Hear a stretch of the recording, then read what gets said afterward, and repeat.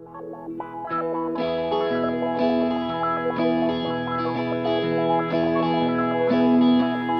got a fire in your belly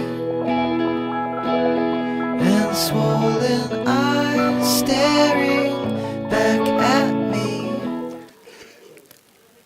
Bueno, buenos días. En primer lugar, agradecerles que nos acompañen en la mañana de hoy a una nueva conferencia de DERES. En particular, esta es la segunda edición del ciclo Cultura del Trabajo. Para dar comienzo formal a la conferencia, vamos a tener un par de presentaciones, pero simplemente algún tema previo.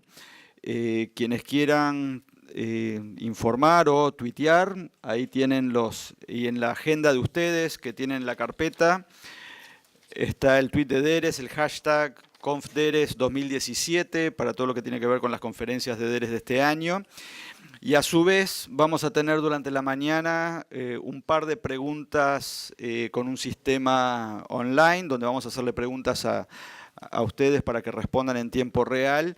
Para eso en los celulares tienen que entrar al navegador, al www.polev.com/DERES, y ahí en el momento que se hagan las preguntas les van a aparecer las opciones. Así que cualquier cosa que quieran de alguna manera trabajar, hay wifi libre aquí en la sala, así que la idea es que todos puedan participar. Esos insumos van a ser utilizados para no solo el panel, sino también para trabajar sobre algunos de los temas que tenemos planificados en el resto del año. Así que bueno, para dar comienzo formal a la conferencia, le voy a pedir al ingeniero Walter Dura, presidente de DERES, que dirija unas palabras.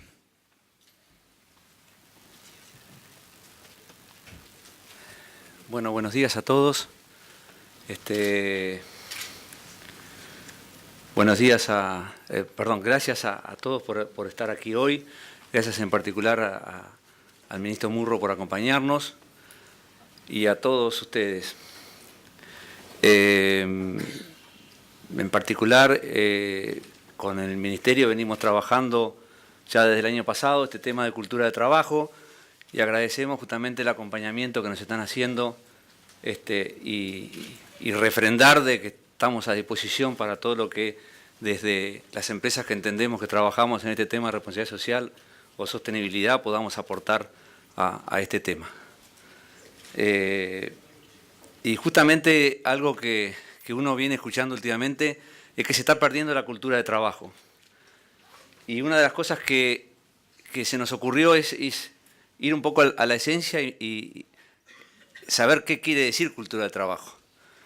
¿En qué lío nos metimos? Porque Wikipedia creo que tiene como 164 definiciones distintas, así que va a ser difícil tener todos un común acuerdo. Pero sí hay ciertas líneas que definen el tema de cultura de trabajo. Hay aspectos, o tres aspectos fundamentales. Uno de ellos es el modo de producción, la tecnología, las condiciones geográficas, es muy técnico. Lo otro es la parte de organización social, la estructura jerárquica, cómo funciona dentro de la empresa. Y el otro aspecto son los valores espirituales, religiosos, las leyes, el marco que lo rodea. Y obviamente de solo pensar rápidamente en estos tres aspectos, uno se da cuenta que en esto de la cultura del trabajo influye la familia, influye el sistema educativo, va a influir el Estado, va a influir las empresas, las organizaciones que están asociadas a las empresas. Entonces es un tema muy complejo, difícil de encarar, no lo vamos a resolver en una jornada como la de hoy, pero sí es importante, entendemos, que tengamos actividades en las cuales este tema se trate.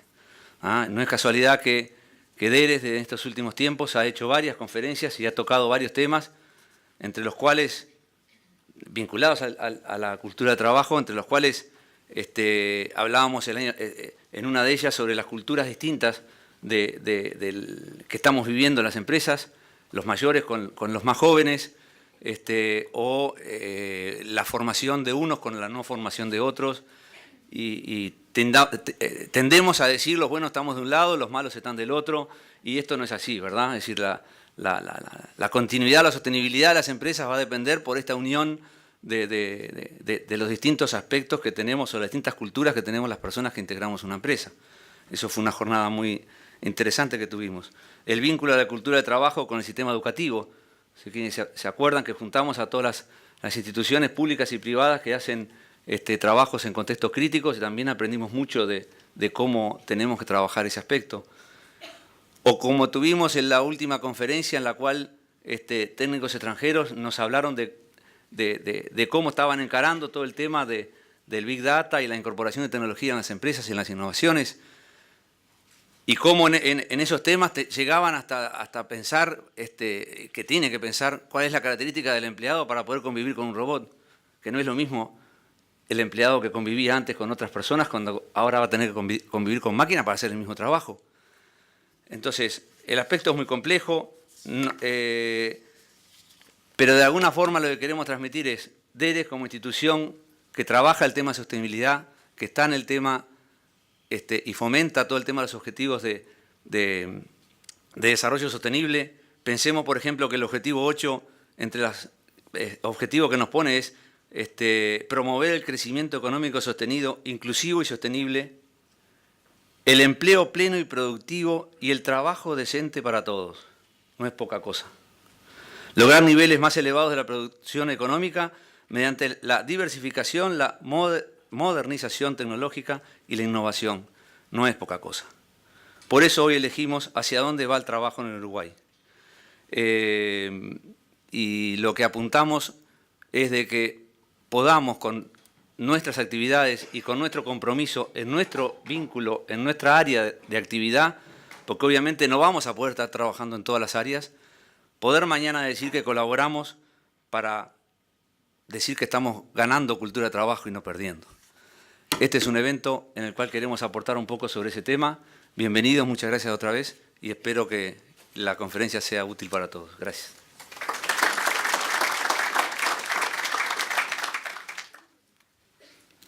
Muchas gracias, Walter. Y bueno, agradecerle nuevamente también al ministro Murro que nos acompaña, que nos acompañó también en la conferencia del año pasado. Así que le vamos a pedir que dirija unas palabras al público.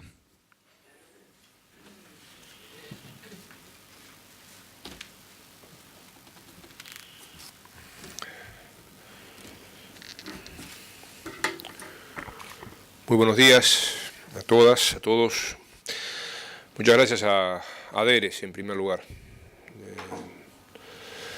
y a todos ustedes por estar presentes.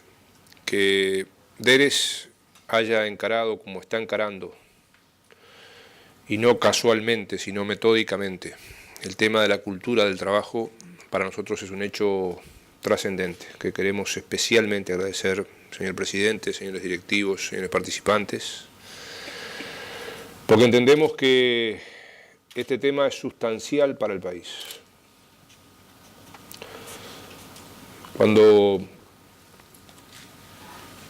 el presidente de la República, ya por mediados del 2014, nos invitó a integrar el equipo de gobierno, casi que la única idea que se nos cayó fue esta, que el Uruguay necesitaba profundizar, desarrollar, consolidar una cultura del trabajo, porque entendíamos y entendemos que hemos perdido cultura del trabajo y que eso es fundamental para el desarrollo de este país. Por eso queremos agradecer a DERES, porque, como dice la convocatoria, esta es la segunda edición de un evento que organiza DERES sobre cultura del trabajo. ¿Por qué nos planteamos esto? ¿Por qué estamos insistiendo con este tema? Uruguay es un país que somos 3.400.000 personas y vamos a seguir siendo más o menos esa cantidad de gente. Se supone que vamos a crecer un poquito dentro de unos años, pero después vamos a volver a bajar. Uruguay es un país que hoy produce alimentos, por ejemplo, para 10 veces más que su población. Y los principales productos que tenemos exceden largamente nuestra capacidad de consumo. No solamente en lo que es la carne, con la buena noticia de ayer de que ahora podremos exportar carne ovina con hueso a Estados Unidos, que es una muy buena noticia. O la trazabilidad que tenemos en carne bovina, o más del 70% que exportamos de productos lácteos, o el software. Y ahí importa el data center, importa el cable que nos comunica con América, importan las ceibalitas y el plan Vida Vitá para los jubilados. Y ese es un proceso. Estamos en un proceso donde vamos aprendiendo, donde vamos caminando y necesitamos hacerlo entre todos. Por eso también nos importa DERES. DERES es una organización creada con el objetivo de la responsabilidad social empresaria. Y eso también es fundamental para el desarrollo del país. Ayer, por ejemplo, hubo un hecho importante en el Uruguay, que es que firmamos en la Presidencia de la República el acuerdo laboral marco para la potencial concreción de la tercera planta de celulosa. Y en ese acuerdo marco laboral que firmamos ayer, con el PIT-CNT, con la Cámara Metalúrgica, con la Cámara de la Construcción, con la propia empresa UPM y el gobierno, este tema está expresamente contemplado en el acuerdo marco, el tema de la cultura del trabajo. Es uno de los puntos de ese acuerdo marco. Creemos que ese desarrollo de Uruguay, a partir de que somos pocos, de que tenemos que insertarnos cada vez más al mundo, por eso somos partidarios de los acuerdos comerciales con cláusulas laborales y sociales, porque allí está nuestro destino fundamental. Ya lo es hoy. Porque queremos y creemos que debemos producir con calidad. Y la calidad implica un mejor gobierno, mejores empresarios y mejores trabajadores. Y hemos perdido cultura del trabajo. Estamos, según diversas estadísticas internacionales, en los 10 o 20 primeros lugares del mundo en cantidad de horas trabajadas por año. Hoy trabajamos más de 2.000 horas por año. Es un buen número. Pero necesitamos mejorar la calidad de nuestro trabajo, en todos los aspectos. Aparecen nuevas realidades. Acá hay gente que conoce muy bien, hemos hecho eventos con las representantes de las consultoras que están acá y vamos a seguir haciendo para aprender de ellos e intercambiar con ellos esos conocimientos que tienen a partir del importante trabajo que realizan en el país, en el diagnóstico, en el asesoramiento, en la orientación, en la ubicación ante el nuevo mundo laboral. Hay muchos cambios. Yo trabajé 15 años en una fábrica de madera como obrero y a los 2 años de empezar a trabajar me mudé al barrio de la fábrica. Pensaba que ahí iba a seguir. Esa no es la realidad de hoy. Hoy lo saben muy bien acá la gente de las consultoras, que los jóvenes se plantean trabajar poco tiempo en la misma empresa y poco tiempo y menos poco tiempo en el mismo puesto. Cuando nosotros entrábamos a trabajar, preguntábamos cuánto íbamos a ganar, cuál era el horario. Hoy se preguntan otras cosas. Hoy se pregunta sobre la empresa, sobre las posibilidades, sobre la horizontalidad de la empresa, sobre la flexibilidad de la empresa. Y el salario no ocupa el primer lugar en las preguntas que hacen los trabajadores antes de entrar a trabajar. Son cambios. Tenemos otros cambios, que es la movilidad laboral, como ya dijimos, eso de aspirar o pretender trabajar menos tiempo en la misma empresa y en el mismo puesto. La movilidad territorial, hoy tenemos grandes emprendimientos que ya no están más en la zona metropolitana, ni tampoco en la litoral del país, sino que se ubican en distintos puntos del país. Tenemos una mucha mayor movilidad internacional. Todos nosotros conocemos a alguien que está en el exterior o trabaja para el exterior o trabaja desde el exterior para acá o se cambia cada poco tiempo. Y también la movilidad en el país. Y estos son cambios. Por ejemplo, eso de la movilidad hace que en las primeras plantas, las 2 primeras plantas de celulosa, se acordaron horarios de trabajo que permiten el traslado de los trabajadores que viven en departamentos lejanos. Y en el acuerdo que firmamos ayer se prevén formas de alojamiento y de traslado para los trabajadores que viven lejanamente de la ubicación que va a estar en la zona cercana a Paso de los Toros. Estas son nuevas realidades que antes no se pensaban cuando uno iba a instalar una empresa en el país. Y esto hace que tengamos también nuevas realidades. Cuando analizamos, por ejemplo, la ausencia por certificación médica, lo que más ha crecido es la ausencia en menos de 3 días, los que no se pagan. O sea, triplicado la ausencia por los primeros 3 días que no se pagan. O sea, que quiere decir que el trabajador falta y pierde. Y punto.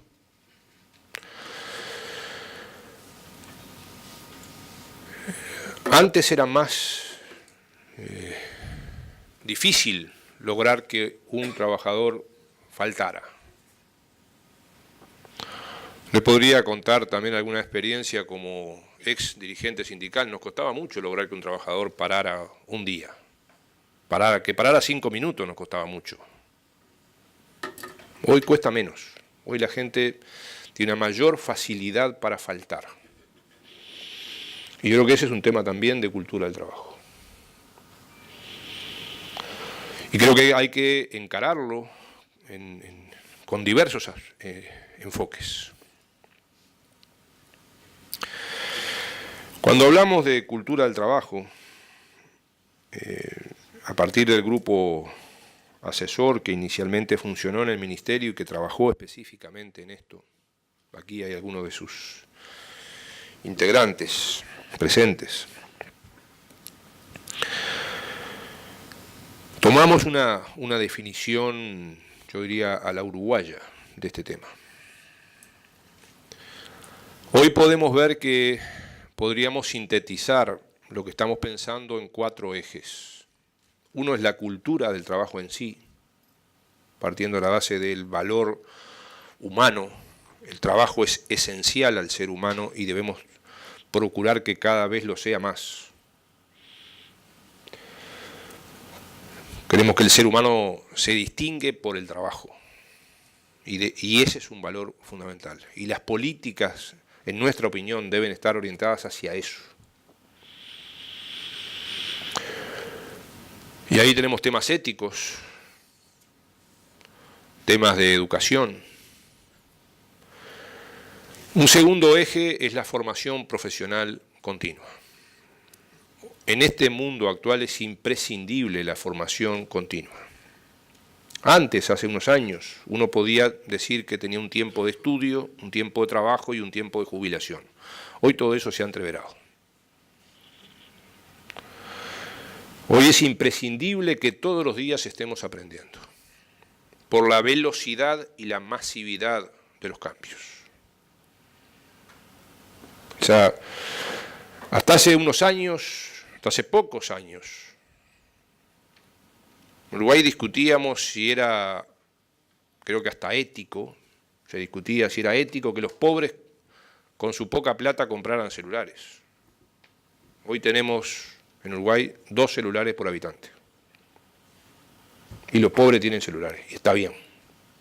Y hoy usamos los celulares en el gobierno, en las empresas privadas, como fundamental medio, y las personas como fundamental medio de comunicación, de información, de administración.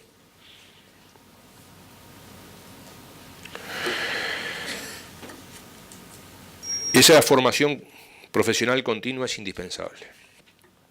El tercer eje es la acreditación de saberes y competencias. Y técnicamente sabemos que se puede diferenciar una cosa de la otra, pero englobémosla para hacer más fácil el concepto. Hoy hay mucha gente que sabe hacer cosas, pero que no tiene un papelito que se lo acredite. Y eso es necesario también para la dignidad de la persona y también para que esa persona se siga desarrollando.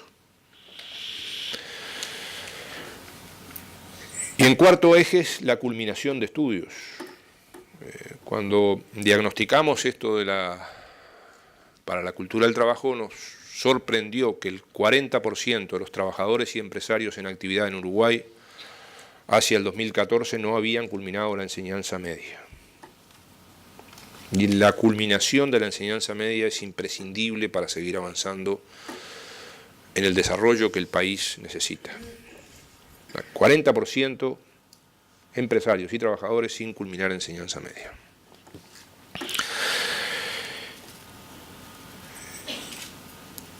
En estos 4 ejes estamos avanzando. Se han hecho cosas, hay que hacer mucho más, hay que seguir trabajando. Para eso es importante esta actividad y otras actividades que se realizan.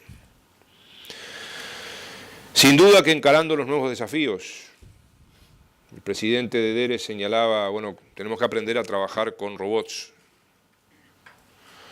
al lado. Tenemos que aprender a trabajar también con otras personas al lado. Ustedes, por ejemplo, hoy van a presentar una guía para las empresas de inserción de personas con discapacidad. Tenemos que aprender eso.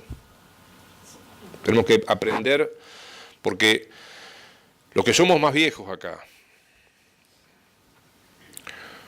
recordamos que antes el trabajo era remunerado, fuera de la casa era cosa fundamentalmente de hombres. Hoy felizmente ya no lo es. Pero todavía no hemos hecho el cambio cultural para que trabajen las mujeres. Hoy si hay que cuidar a alguien, son las mujeres las que cuidan. Nosotros cuidamos menos. Bueno, ese es un cambio cultural que tenemos que seguir haciendo, que ayudará el sistema de cuidado, sin duda, que ayudará el tener una contemplación en el horario. A nosotros nos ha pasado en los programas del Instituto de Formación Profesional del INEFOP, hay que prever que horarios para que las mujeres puedan participar, porque si queremos que trabajen, que cuiden a la familia y que además se formen, no se puede, y que además tienen que cocinar y hacer todas las demás cosas que tienen que hacer. No se puede. Entonces tenemos que pensar estas cosas con globalidad y en interrelación dialéctica. Cuando arrancamos, por ejemplo, los cursos de formación para el sistema de cuidados en el BPS, hace unos 3-4 años, el primer planteo de la academia es que los cursos de formación para cuidadoras debían ser de 300 horas. 300 horas. Ahora, claro, había un problema. Mujeres cincuentonas, pobres, mayoría jefa de hogar, no pueden hacer 300 horas de formación. Los primeros cursos que arrancamos fueron de 30 horas, la 10ª parte, porque eso es lo que podían hacer. Es más, en algunos talleres, las mismas, en su inmensa mayoría mujeres, nos decían, queremos hacer más, pero cuando ofrecíamos la oportunidad, ellas no podían. Y pese que se les pagaba el boleto y se les pagaba para que pudieran ir, y se acordaba con las empresas para que les dieran horario para ir, y igual no podían. Entonces tenemos que articular este tipo de cosas. Se están haciendo cuestiones en este aspecto muy importantes. Se está trabajando fuertemente en la culminación de estudios a nivel del sector público y a nivel del sector privado. Hay experiencias muy interesantes de culminación de estudios de trabajadores y de empresarios en actividad, con la enseñanza pública, con la ANEP. Esto llevó a que, por ejemplo, los directores de liceos y de UTUS tuvieran que comprender este proceso, de cómo trabajar con adultos que están en actividad para que culminen sus estudios secundarios. Y esa experiencia está marchando. Hay que mejorarla, profundizarla, pero está marchando. Hay experiencias preciosas. Por ejemplo, la semana pasada, en una empresa privada que trabaja en podas, en limpieza, se inauguraron 2 nuevas aulas dentro de la empresa. En este caso para estudios secundarios. Ya tenían un aula dentro de la empresa para estudios primarios con ANEP. Y es una empresa que trabaja, como ustedes comprenderán, con trabajadores de bajos recursos y de bajo nivel educativo. Pero hay cosas humanamente increíbles que nos emocionan que allí pasan, como la del padre con 9 hijos que contó que por primera vez le había podido leer un cuento a su hija y que ella le ayudaba a hacer sus estudios. O empresarios que hoy están estudiando gestión empresarial, inglés y culminando estudios. Pequeños empresarios del interior profundo del Uruguay que nos pidieron que le enseñáramos inglés y portugués para que en esos pequeños pueblos pudieran atender a la nueva realidad turística de este país que por primera vez en la historia tiene tantos turistas como habitantes. Pero eso tenemos que fortalecerlo. Un INEFOP que ha sextuplicado en estos 3 años las personas que está capacitando anualmente. Pasamos de 17.000, 18.000 personas por año a 100.000, vamos a estar cerrando en 2017. Y esto es un instituto dirigido, donde el gobierno es minoría, dirigido por empresarios, por trabajadores, por representantes de la economía social y del gobierno. Y ha tenido un cambio sustantivo este instituto. Ha sextuplicado las personas capacitadas, ha triplicado la atención a las empresas en capacitación y en asistencia técnica, ha creado una dirección de empresas que antes no tenía, como estaremos creando en las próximas semanas una unidad de asesoramiento empresarial en el Ministerio de Trabajo, porque como dijimos en marzo del 2015, este es un ministerio para trabajadores y para empresarios. Los programas que estamos haciendo, muchos de ellos pilotos, pero con desarrollo importante, como el que venimos desarrollando con la Universidad de la República, con estudiantes de 4º año de Relaciones Laborales, un centenar de estudiantes de Relaciones Laborales que nos están ayudando al Ministerio, pero que están haciendo una intensa práctica efectiva que les ayuda a culminar sus estudios en esa importante carrera que ha tenido el desarrollo en el país. O como estamos apoyando el proyecto de Ánima, con jóvenes de la cuenca del Casaballe, o como estamos negociando en estos días pasantías con la Universidad de Montevideo, o con la alegría de que nuevamente este año 24.000 jóvenes se hayan inscrito en 13 días, en solo 13 días para el programa Yo Estudio y Trabajo. Por tanto, creo que tenemos cuestiones que hacer. Nosotros creemos que el trabajo se va a transformar, pero tenemos una garantía, en nuestra opinión, sustantiva. El capital necesita consumidores. Los robots pueden trabajar, pero no consumen. Podremos hacerle pagar o no impuestos a los robots, pero el capital necesita consumidores. Cuando Riskin dijo en el 2001 que el fin del trabajo, del 2001 hasta ahora se triplicó el trabajo en el mundo. Por suerte no fue cierto lo de Riskin. Por lo tanto, yo creo que tenemos que prepararnos. Recién me comentaban al entrar que el otro día en una conferencia de economía circular se hablaba de que va a aumentar el trabajo. No tenemos que prepararnos para la transformación del trabajo. Por eso es importante, reitero, esto que ustedes van a hacer ahora en un rato de presentar esa guía de inserción de las personas con discapacidad. Y estamos tratando de atender todos esos fenómenos nuevos que existen, esas nuevas realidades que existen en el país.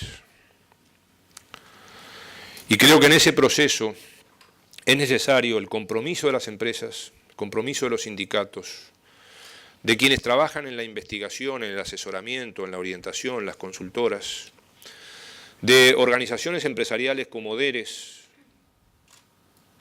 que nos destacan la importancia de la responsabilidad social para seguir avanzando, del diálogo y la negociación colectiva. Nosotros creemos que este tema de la cultura del trabajo, de la formación profesional, de la ética en el trabajo, de la culminación de estudios, de lo que estamos aprendiendo en acuerdos con otros países. Estamos trabajando con Corea, con Alemania, con Suecia. El presidente de la República estará el próximo lunes exponiendo en Nueva York acerca del acuerdo global sobre trabajo decente y sostenible con el gobierno de Suecia. Y creemos que ese es el camino. Bienvenidas las diferentes opiniones para construir. Nosotros queremos un país con no solamente crecimiento, llevamos 14 años de crecimiento económico, y eso es muy buena noticia. Queremos también un país con mejor cultura del trabajo, con justicia social, con redistribución de la riqueza, con empresas sostenibles y sustentables, con cumplimiento de los objetivos de desarrollo sostenible, como señalaba el presidente de DERES. Y para eso necesitamos avanzar en estos aspectos. De nuestra parte, muchísimas gracias a DERES por esta nueva oportunidad y felicitaciones a ustedes por haber venido a seguir construyendo positivamente en estas cosas. Muchas gracias.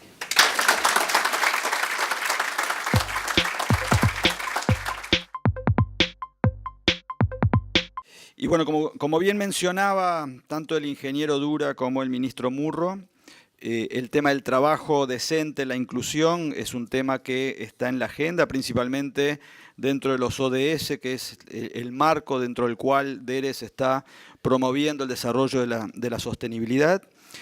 Y es así que en el día de hoy vamos a estar presentando, lanzando una guía que fue desarrollada por un grupo de trabajo dentro de DERES, justamente para la inclusión laboral de personas con discapacidad. El grupo de trabajo, como se va a ampliar un poco más la información, viene trabajando ya hace más de un año, y en nombre del grupo de trabajo invito a Rosario Díaz del Grupo Disco para contar un poco cómo fue el proceso, el contenido y la guía que va a estar disponible a partir de esta mañana ya en las redes sociales. Rosario.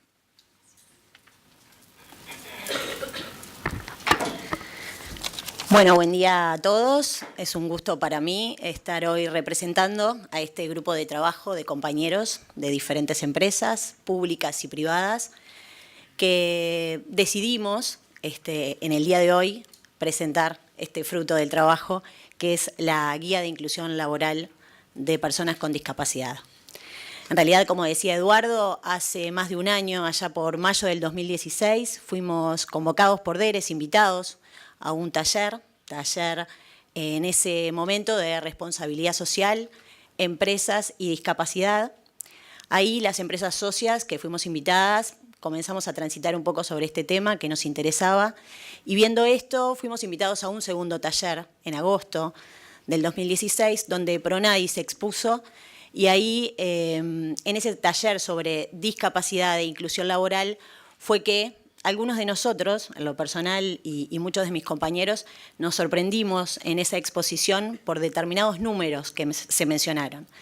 Como por ejemplo que en el Censo Nacional realizado en el año 2011 se relevó que más de 500.000 de personas en el Uruguay tienen algún tipo de discapacidad. Eso realmente nos llamó muchísimo la atención, y además esto lo vinculaban con que si a cada una de esas personas la relacionamos, obviamente, con una o dos personas más, familiares, etcétera. Esto habla de que Medio Uruguay está directamente relacionado con la discapacidad. Fue así entonces que nos interesamos por este tema muchísimo más y empezamos a profundizar, formamos este grupo de trabajo con diferentes empresas, como ustedes lo ven, Advice, Automóvil Club del Uruguay, Ciemsa, Grupo Disco, Tata, Teima, Securitas y UTE. Y bueno, nos dividimos en 3 subgrupos, esos subgrupos empezaron a trabajar más sobre cada uno de los temas, ya que esta temática es bastante amplia, y formamos esta guía, o conformamos esta guía que tiene diferentes objetivos muy concretos.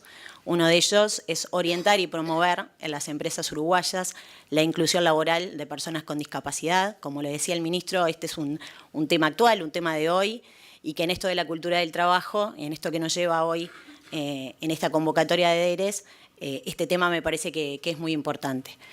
Elaborar este documento para que nos sirva a nosotros, algunas empresas que estamos recién comenzando en este tema, y a todas aquellas que tengan interés por hacerlo, para desarrollar sus propios proyectos de discapacidad, de inclusión laboral para personas con discapacidad, y bueno, compartir experiencias en esa guía de ya empresas que tienen mucha experiencia en este tema y hace años que lo vienen trabajando y de todas formas están trabajando con nosotros en esto y también compartimos con ellos su experiencia.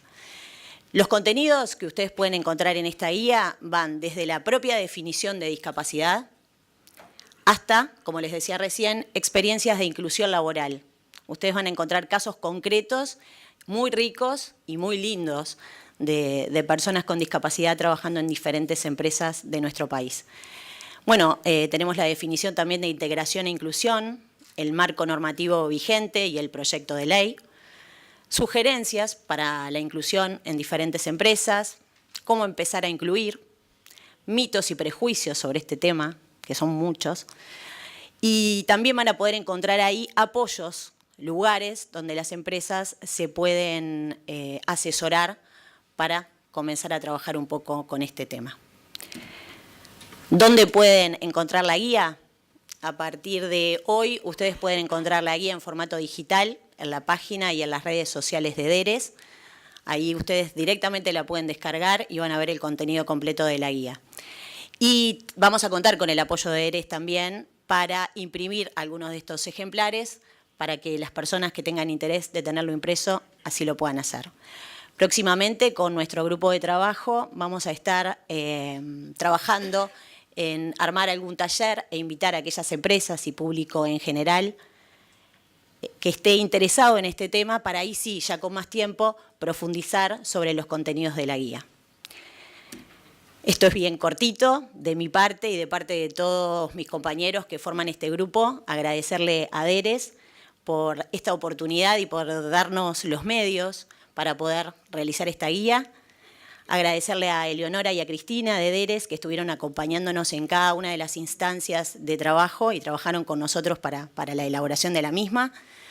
A Pronadis, por supuesto, por el apoyo profesional y técnico que nos brindaron y a todos ustedes por su atención. Buenos días. Primero los voy a presentar.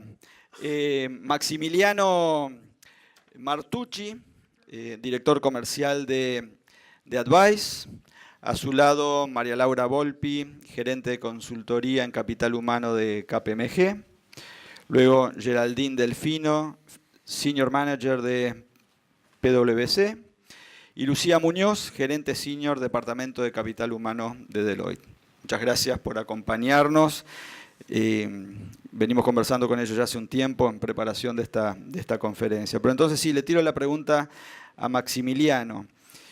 Un poco, algo se dijo en las presentaciones y lo recalcó muy bien el ministro Murro sobre el tema del trabajo, que bueno, por suerte Rifkin se equivocó y viene aumentando, pero puntualmente en Uruguay, ¿hacia dónde va el mercado de trabajo? Y más que nada, lo que interesa saber es un poco las habilidades y los conocimientos que trae la gente cuando de alguna manera llegan a sus consultoras. Invitamos a las consultoras porque en definitiva nosotros queremos que son el pivot entre la demanda y la oferta, conocen lo que quieren las empresas y cuando reciben a la gente son quienes de alguna manera están tratando de machear esas dos necesidades y sin duda también a veces se enfrentan con algunos temas particulares de outplacement, ¿no? O sea, cuando de repente hoy en día que algunas empresas están pasando por dificultades, bueno, también está la otra parte, o sea, cómo recolocar y cómo ayudar a reinsertarse. Así que bueno, Maximiliano. Bueno, en primer lugar, muchas gracias. Gracias a Deres por la invitación. Es un placer compartir con este panel y contar con vuestra presencia. El mercado laboral ha ido cambiando a lo largo de estos últimos años. Como bien decía el ministro, en realidad es un mercado laboral que ha venido creciendo en estos 14 años, pero que presenta desafíos distintos y que esos desafíos se han posicionado mucho dentro de lo que es el mercado laboral, planteando nuevos desafíos para las personas que integran el mercado, recibiendo nuevos inversores que llegan, inversores a los cuales este país en los últimos años no estaba acostumbrado y que exigen determinadas capacidades y determinadas habilidades del mercado de trabajo, de los trabajadores, en los cuales tal vez nos encontró en un momento donde el mercado no estaba del todo capacitado, del todo preparado, del todo formado. Y eso es uno de los puntos, una de las debilidades que hemos visto desde la consultora. A la hora de seleccionar gente para las plantas de celulosa, a la hora de llevar gente al interior del país, que aunque a ustedes les parezca mentira, ha sido algo bastante complejo, producto de que tal vez la planta más lejos que está en nuestro mercado está a 300 kilómetros, pero ustedes no se imaginan el problema que es mover la gente de Montevideo. Y eso habla de lo que es un mercado laboral que realmente ha tenido que ir cambiando y ha tenido que irse ajustando de alguna manera a la realidad. Mucha gente que ha tenido a lo largo de los años muy buena experiencia de trabajo, pero nos hemos encontrado también, como dice el ministro, gente muy idónea, que no cuenta con una formación técnica o una certificación, una calificación que le permita competir por determinados puestos de trabajo y tener cierta calificación, que son a veces las calificaciones que exigen las empresas que nosotros invitamos a invertir a nuestro país. Y eso es algo que hemos visto desde lo que es la consultora como un aspecto complejo, un aspecto difícil a veces de explicarle a los inversores a la hora de buscar determinados talentos, a la hora de buscar determinados perfiles para cubrir en sus organizaciones. Como decía también Eduardo recién, bueno, el mercado ha sido de crecimiento, pero también todo el aspecto vinculado a la globalización ha hecho que algunas organizaciones, algunas empresas que estaban instaladas acá hayan dejado también nuestro mercado, producto de que a veces tienen plantas en otros países donde por ahí hay un tema vinculado a la producción que hace a que sea más eficiente, que tengan recursos tal vez más eficientes, y a veces ahí nos encontramos en una desventaja vinculada a que no tenemos la capacidad de formación de las personas. Entonces, es un mercado cambiante, claramente, es un mercado que está exigiendo cada vez más formación, es un mercado que cada vez más está planteando desafíos a la hora de buscar talentos, desafíos tales como por ejemplo, también mencionaba el ministro recién, temas de idiomas. Últimamente estamos recibiendo muchas inversiones vinculadas a Shared Service Center, posiciones vinculadas a trasladar operaciones de otros países que se forman un hub en nuestro país y que requieren de esas personas un nivel de formación, un nivel de idioma, un nivel de conocimiento. Entonces, vemos que realmente es un desafío interesante y que nos está marcando el mercado laboral. Bien, muchas gracias. Geraldine, que quiere agregar algo y después pasamos para los demás panelistas. Sí, en línea con lo que decías tú, en realidad nosotros también lo que estamos viendo, más allá de los aspectos técnicos o formativos que se requieren para incorporarse al mercado laboral, últimamente y cada vez más las empresas que nos vienen a solicitar determinados perfiles, donde hacen más énfasis es en las aptitudes o en las competencias más blandas. Han llegado a decirnos, a ver, los aspectos técnicos nosotros los formamos, los capacitamos, los entrenamos, tenemos tiempo y tenemos disponibilidad para, pero en los aspectos, en las competencias blandas es donde estamos en grandes y serios problemas. Hay una brecha, hay 2 o 3 generaciones que se han perdido en línea con lo que decía el ministro incluso hoy, incluso está dentro de la directriz estratégica del Ministerio de Trabajo que ha generado todo un paper, un documento que tiene que ver con la cultura del trabajo, y yo particularmente hago mucho énfasis en esa parte, en la parte de las competencias blandas. Los conocimientos duros se aprenden, pero si no se tienen las bases como ser, la creatividad, el ser responsable, el ser creativo e innovador, esas cosas son las que en realidad es donde nos tenemos que empezar a preocupar y no echarle la culpa solamente a la generación rápida y fácilmente, sino que echarnos las culpas a nosotros mismos como padres responsables, porque donde en primer lugar se aprenden estas competencias blandas que no se aprenden en las universidades o en el sistema educativo tradicional, es en el hogar. El respeto, la honestidad, el respeto por el otro, el buen relacionamiento interpersonal. Estamos teniendo serios problemas en eso también, y lo estamos viendo públicamente incluso en ámbitos educativos, y no de los niños precisamente, sino de los propios adultos. Entonces, hacia ahí es donde van básicamente mis preocupaciones al escuchar a nuestros clientes. Cuando escuchamos a nuestros clientes, lo que nos están pidiendo es eso. Necesitamos gente con estas competencias. Y nosotros, en nuestro trabajo técnico como psicólogos laborales, que realizamos las evaluaciones de personal, también nos estamos encontrando con que el resultado que arrojan incluso las técnicas, incluso la técnica de entrevista, los test tradicionalmente que se utilizan, realmente nos dejan sumamente preocupados, muy preocupados con este tipo de cosas. Entonces, lo primero es, en casa, cómo formamos y empezamos a formar a los chicos. Lo siguiente es cómo se ayorna el sistema educativo tradicional, que debería tender a dejar de ser enciclopedista, y que eso nos cuesta un montón acá. Es como que los cambios son... ¿Quién no ha visto el sistema educativo cómo se ha reconvertido en Finlandia, por ejemplo? Lo ponen como modelo.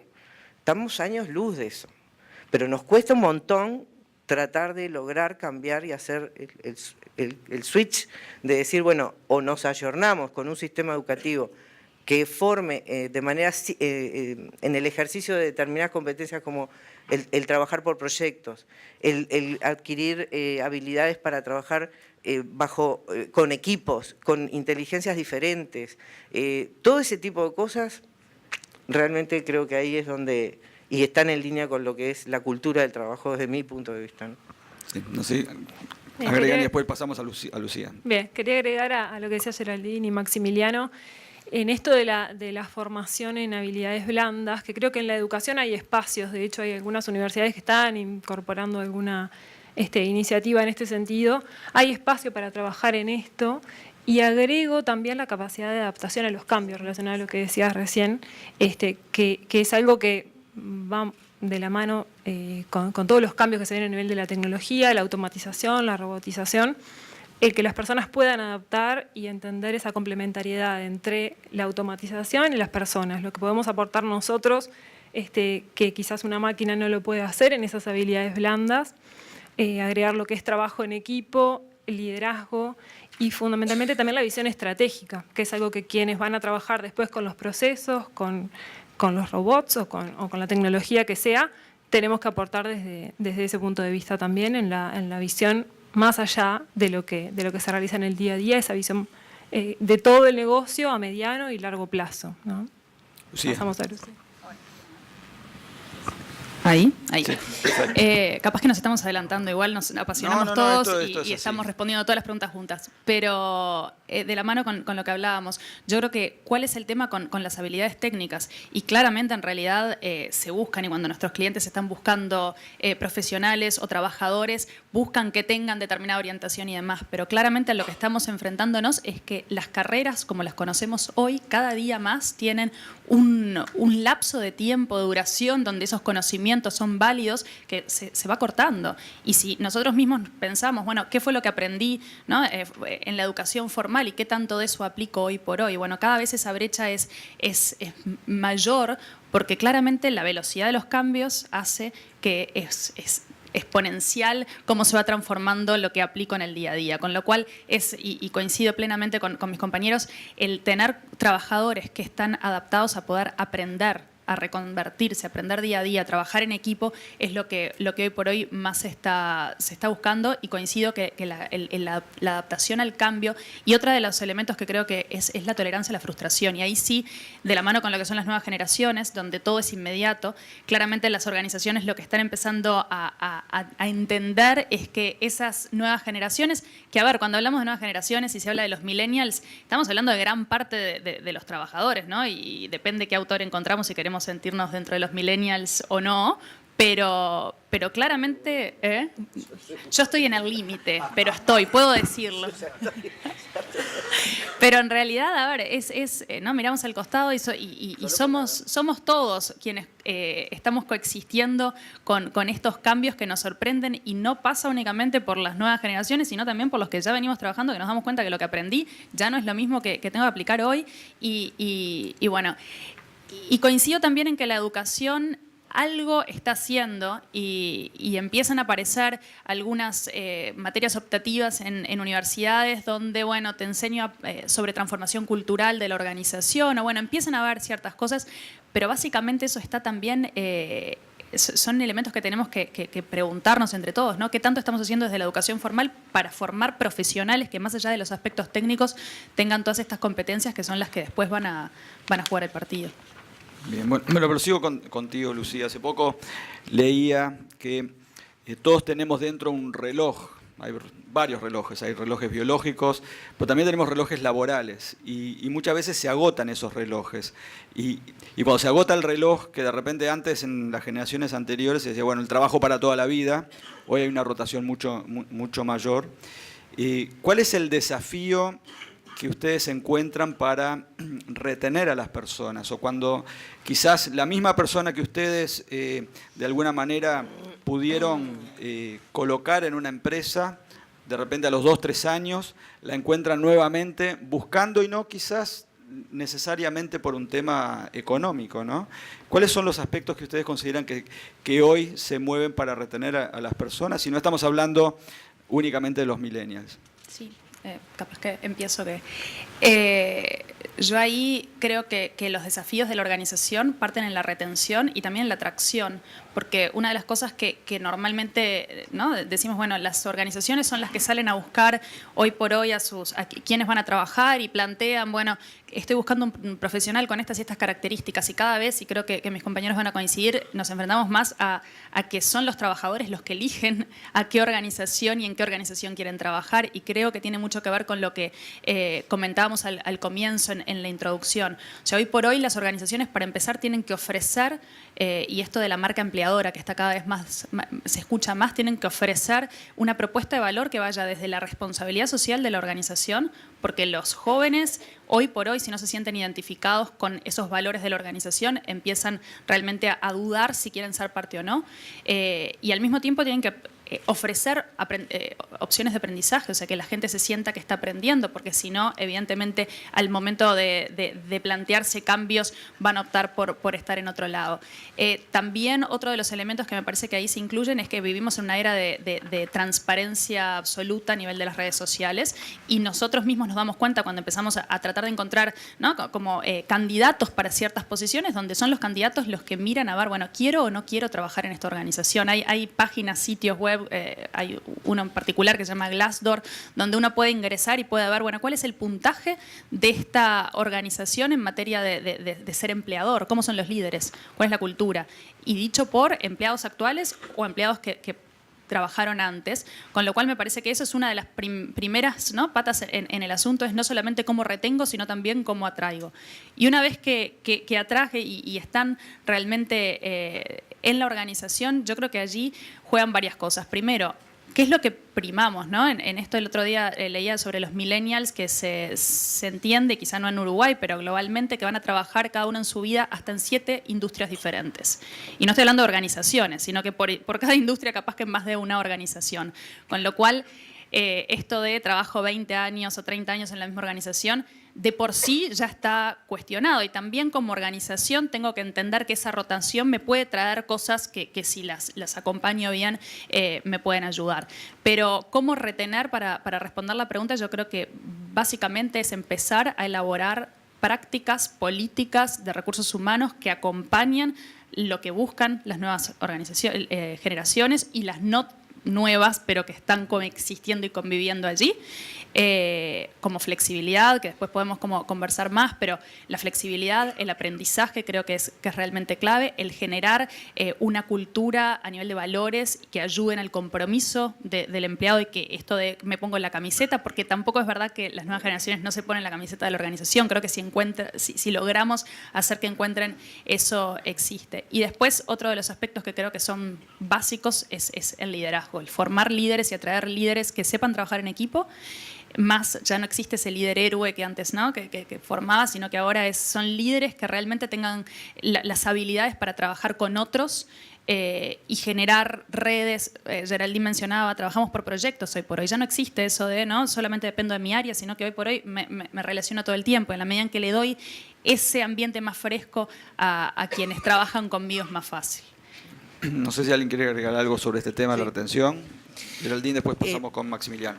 Yo ayer, en estos días, preparando un poco la charla de hoy, yo pensaba, digo, bueno, ¿qué es lo que las personas valoran y cuánto de las empresas se preocupan por conocer eso que las personas valoran a la hora de postularse a una posición?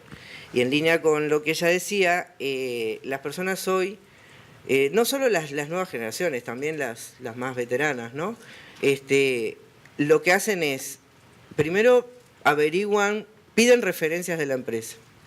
Así como las empresas pedían referencias tradicionalmente, solamente era de un solo lado, las empresas pedían referencias de los candidatos, ahora los candidatos también buscan referencias de las empresas. Y hoy la tecnología, por suerte, lo permite, y las nuevas generaciones lo tienen clarísimo. Las no tan nuevas lo vamos aprendiendo y vamos conociéndolo. Entonces, lo que buscan y lo que se fijan es el líder con el que voy a trabajar, el jefe con el que voy a trabajar, ¿cuán responsable es? ¿Cuán responsable es con él mismo, con la empresa, con su familia? ¿Cuán honesto? ¿Cuán comprometido? ¿Cuán capacitado? ¿Cuánto puedo aprender de esa persona? ¿Me va a aportar o no? ¿Me va a sumar a mi aprendizaje o no? ¿Sí? La flexibilidad. Hoy por hoy, también la tecnología, porque, a ver, la tecnología vino para quedarse, ¿no? Es un hecho y hay que asumirlo así. Entonces, no hay que verlo como un drama. La flexibilidad también la valoran. ¿Por qué? ¿Y desde qué lugar? Y porque la tecnología lo que hace es que no necesariamente uno tenga que estar el 100% del tiempo en el trabajo, en la oficina. Y eso está clarísimo y ha quedado demostrado. Entonces, a través de la tecnología, creo que también dentro de la cultura del trabajo lo que va a tener que empezar a cambiar son las cabezas de las empresas en cuanto a mantener estructuras tradicionales, ¿sí? De las que hay que venir y cumplir las 8 horas y ya eso ya también no atrae, no logra retener a la gente, ¿sí? Entonces, que también las nuevas generaciones y las no tan nuevas que tienen que encontrarle el sentido al hacer. ¿Para qué yo hago esta tarea? ¿Cuál es el sentido? El empezar a aprender a trabajar de manera matricial, donde atravieso toda la organización, donde trabajo con ingenieros, contadores, psicólogos, de diferentes áreas, de diferente formación. Entonces, toda esa plasticidad y esa flexibilidad que se requiere justamente para ser atractiva, ¿no? Y no alcanza solo con la chapa. Tengo terrible nombre, tengo terrible marca, y con eso yo ya... No, eso ya fue, ya está. No es la chapa, es lo que tiene la chapa de él. Es lo que tiene el nombre, las personas. Las personas hacemos a las empresas. Maximiliano. Sí, yo comparto tanto lo que decía Lucía como Geraldine, y quería agregar algo más, pero algo más vinculado al negocio, algo más vinculado a las áreas de recursos humanos, que son las que de alguna manera empiezan trabajando en este tipo de desafíos después en comunidad con toda la organización. Y es que entender bien el negocio, y entender bien el negocio vinculado al tipo de recursos humanos que uno contrata para el negocio. Nosotros, ayer hablábamos justo con un cliente que en realidad ha ido creciendo a lo largo de los últimos años, porque es un proyecto que ha crecido mucho en Uruguay, es un desafío súper importante, y me decía, Maximiliano, tú sabes que en realidad de tener una tasa de rotación del 2%, del 1%, esto se ha disparado, lo cual era previsible producto del crecimiento del negocio, del crecimiento de la cantidad de personas que hemos contratado y las diferentes posiciones que nos ha requerido, pero se ha disparado lo que es la tasa de rotación de los puestos, de los millennials, de las personas jóvenes, más allá de lo que esperábamos. Y a veces esto es algo que lo hemos venido escuchando recurrentemente en algunos clientes, donde decís, bueno, pero es una buena marca, es una buena compañía, es un buen desafío, implica trabajar en distintos escenarios, que no solamente implica Uruguay, sino que es un desarrollo hacia el exterior, tiene una remuneración acorde y demás, pero a veces nos encontramos que terminamos buscando a determinados perfiles sobrecalificados, a veces por decir determinadas exigencias a nivel de la corporación o a nivel de las motivaciones para el puesto y el desempeño que van a generar en el lugar de trabajo. Entonces encontramos gente que tiene una formación muy buena, una capacidad de desarrollo muy interesante, pero a veces en realidad el solamente quedarnos en un job description, en una descripción de cargo, que en realidad es lo que se requiere a nivel internacional, no nos implica ver si la persona que en realidad estamos contratando específicamente es para el puesto que requiere y para que necesita el mercado local.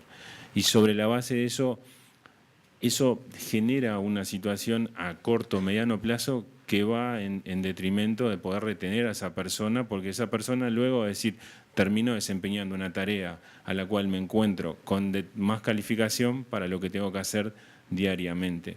Y ese es un punto que en realidad nosotros desde la consultora en realidad charlamos y vemos que las empresas cuando van a contratar a sus equipos, realmente cuando van a tomar la decisión por la persona a contratar, visualicen si efectivamente es la persona que requieren para el puesto y con las habilidades que realmente necesita para desempeñar, para que en el largo tiempo se pueda cumplir cada uno de los temas que ha dicho tanto Geraldine como Lucía, para poder trabajar fuertemente en todo lo que hablábamos recién, flexibilidad horaria, plan de carrera, desarrollo y demás. María Laura. Yo quería agregar esto que decíamos recién de la evaluación de las dos partes de una propuesta laboral, ¿no? De la evaluación de parte de las empresas, de la persona y de la persona hacia la empresa. Y esto está relacionado con lo que es atracción y retención. Lo que es atracción es en la parte en que ellos nos hacen todas esas preguntas, que hoy incluso el ministro decía, no preguntan solo el salario. Antes se preguntaba el salario, ahora preguntan un montón de cosas antes que el salario. Y eso hace como la atracción global, el conocimiento global de la empresa y ver si están alineados esos intereses en general. Después está lo que es la retención, perdón. En lo que es la retención, el conocimiento que tiene que tener el jefe o la persona que trabaja directamente con esa persona sobre sus intereses particulares, que es difícil contemplarlos, son los beneficios para toda la compañía, obviamente a veces hay un paquete de beneficios que se dan en forma uniforme, pero en otros casos se pueden dar, tener un conocimiento, por ejemplo, si a esa persona le interesa trabajar en desafíos particulares. de su profesión. Otros les interesa que se les dé un espacio para trabajar en responsabilidad social y así conocer los intereses de cada una de esas personas, que creo que el superior directo lo tiene que tener, y de la mano de recursos humanos también. Que hace a esa retención también, creo, como elemento para agregar a lo que mencionaban recién.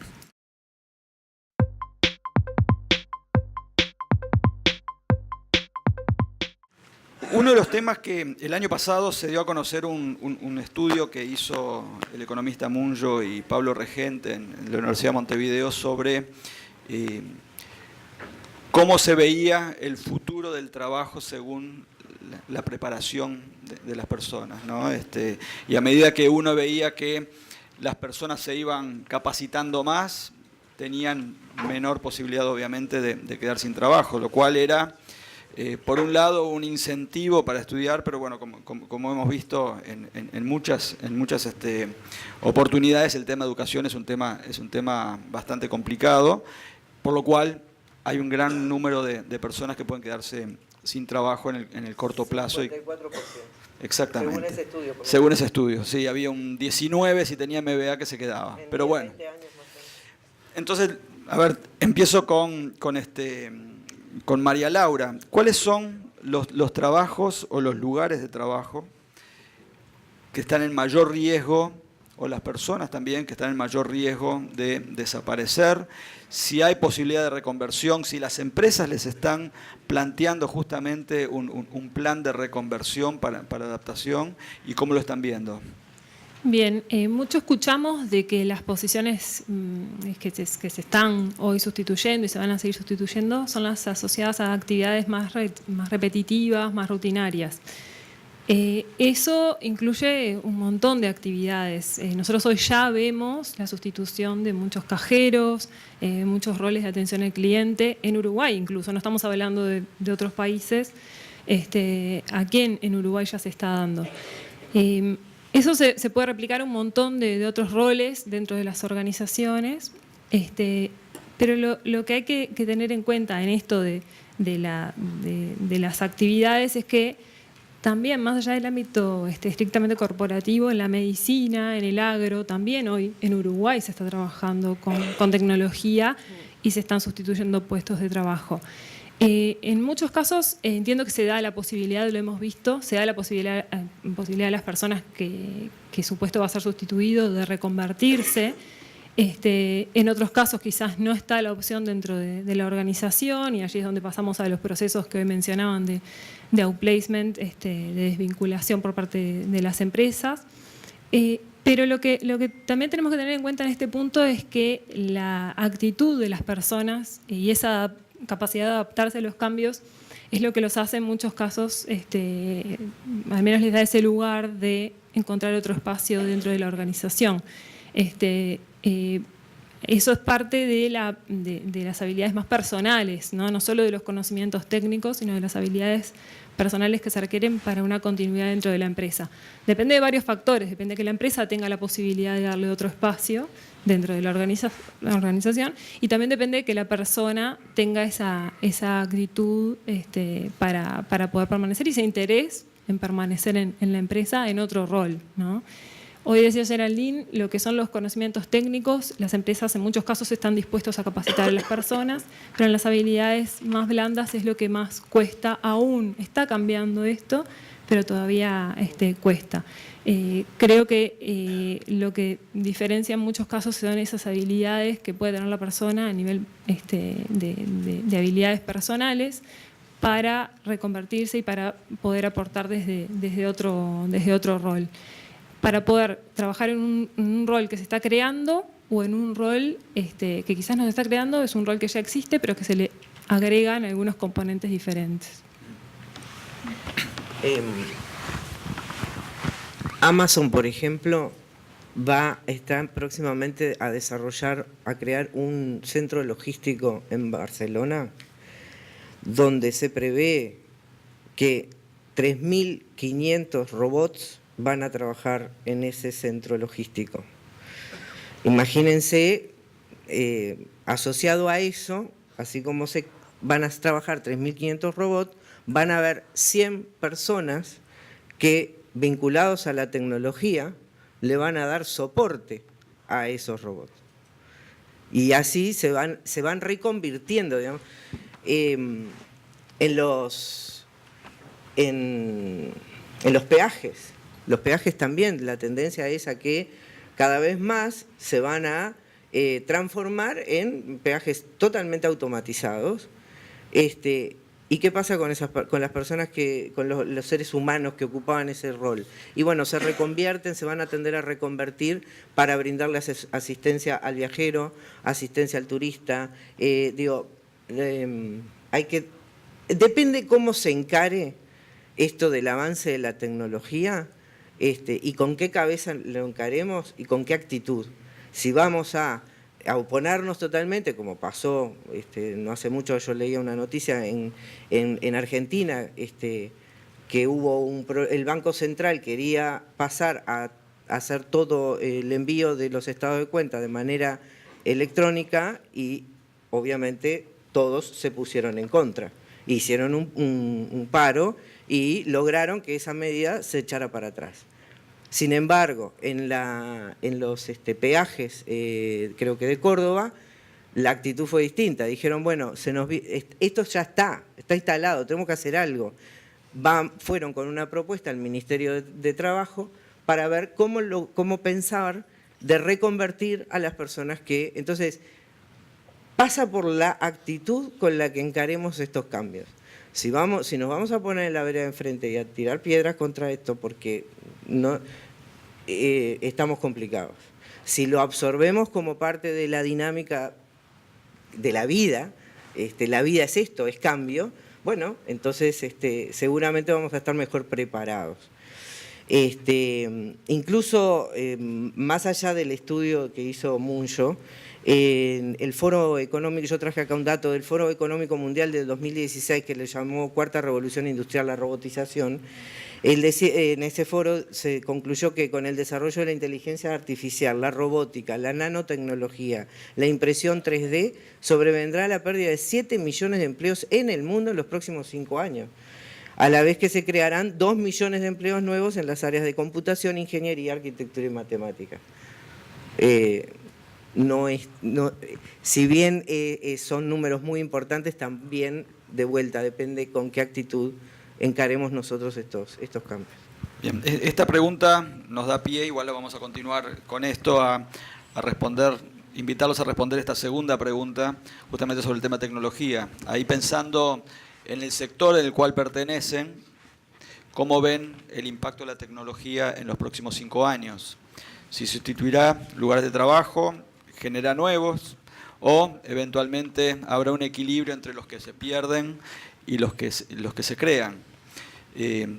Mientras van respondiendo y vemos después el resultado, Lucía, si querías comentar algo. Sí, quería comentar, básicamente es claro y creo que todos coincidimos que la tecnología y los cambios y las brechas tecnológicas son cada vez mayores, pero que ya venimos, ¿no? Y esto es lo que se llama como esa transformación exponencial, donde cada vez más ese gap se va generando y se va creando. Sin embargo, si uno piensa en productividad, y fue una de las cosas que al comienzo el ministro mencionaba, la productividad de los trabajadores no está acompañando esa brecha tecnológica, no necesariamente por tener esa tecnología tan, ¿no? que se está desarrollando a pasos agigantados, la productividad está acompañando esa misma evolución. ¿Y por qué supone, ¿no? ¿Por qué está pasando esto? Y yo creo que la respuesta tiene que ver por las políticas y los procesos que estamos haciendo como organizaciones. Entonces, cuando hablamos de todos estos cambios, esos puestos que empiezan a desaparecer, de alguna manera tenemos que empezar a generar nuevas oportunidades que acompañen a la organización a estar preparados para la tecnología. No únicamente quienes evidentemente se van a dedicar a generar más tecnología y allí va a haber nuevos puestos. Pero ¿qué pasa desde la materia? Yo insisto con esto del rol de recursos humanos dentro de las organizaciones. ¿Cómo acompaña a recursos humanos y qué necesitamos desde un punto de vista de recursos humanos y de los líderes para realmente hacer que esta tecnología viene a sumar productividad y no necesariamente únicamente a incluirla? Con lo cual me parece que allí se empiezan a generar nuevos desafíos y sabemos que si bien ahora estamos viviendo como este gap y allí veo que claramente, ¿no? hay como un mayor nivel en lo que se va a sustituir. Pero básicamente este ritmo vino para quedarse, con lo cual vamos a tener que encontrar esa vuelta de tuerca para hacer que esta reconversión de puestos de trabajo sea una constante, y tiene que ver con todo lo que decíamos antes, esas competencias, ¿no? Y esas habilidades comportamentales de adaptarnos y realmente estar un paso adelante, viendo qué es lo que va a pasar dentro de 5 años para empezar a generar trabajadores que ya estén preparados para eso. Y eso no es únicamente responsabilidad del trabajador que se queda sin su rol, sino de la organización en ir mirando hacia adelante y decir, bueno, ¿por dónde viene el cambio? ¿Cómo me preparo? Y cómo preparo mi organización hacia ahí. Maximiliano, ¿querés terminar un poquito con esta? Sí, en realidad 2 ejemplos. Uno surgió en una exposición de DERES, creo que fue la última o la anterior, en el cual un expositor hablaba de todo el componente vinculado al tema de inteligencia artificial. Y específicamente le traía el tema de la medicina y traía el tema vinculado a todo lo que es la parte oncológica, donde en realidad a través de la inteligencia artificial, a través de todo lo que era el componente de poder registrar las distintas intervenciones, los distintos tratamientos, las distintas operaciones, eso iba a permitir que a nivel global todo lo que es los cirujanos pudieran acceder a una información más rápida, más precisa, con mejores datos y con mejores opciones para poder trabajar con cada uno de los pacientes.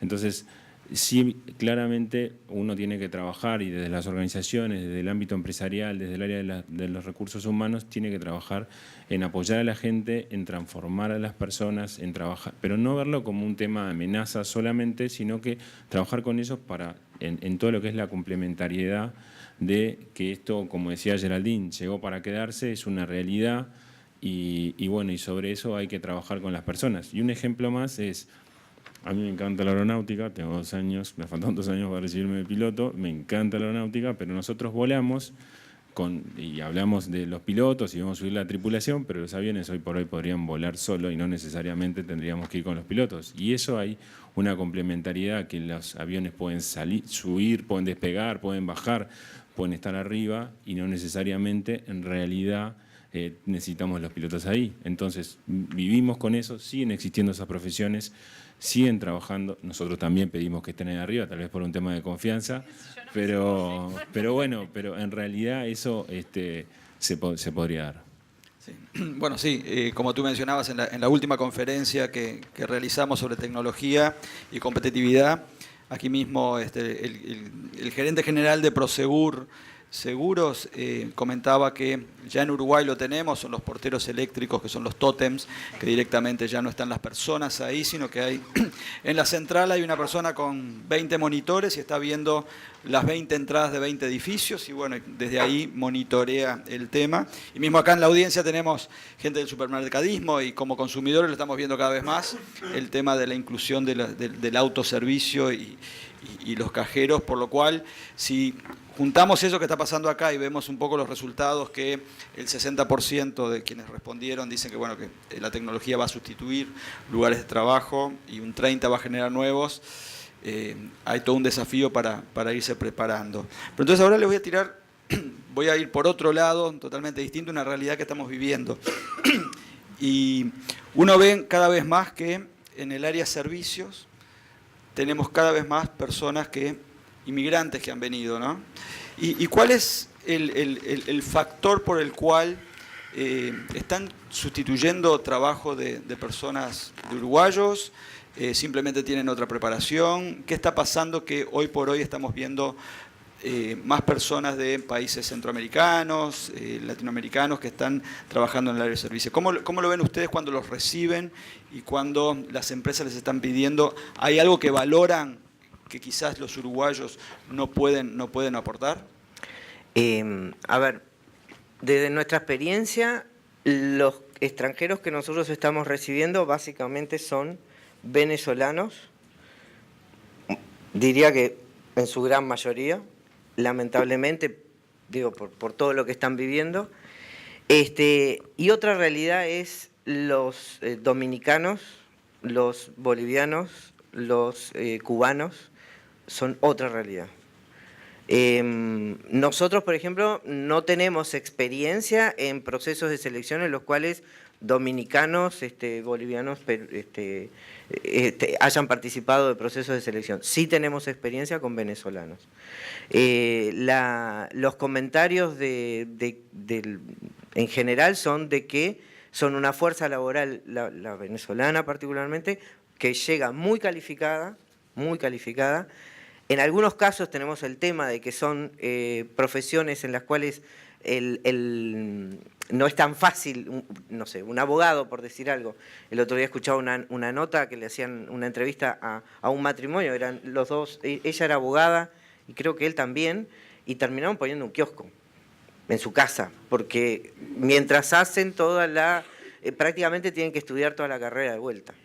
Y creo que esa corriente migratoria de la cual estamos siendo objeto es la misma que nos pasó a nosotros y es la misma fuerza laboral uruguaya que emigraba y hacía tareas que de repente los locales no la quieren hacer.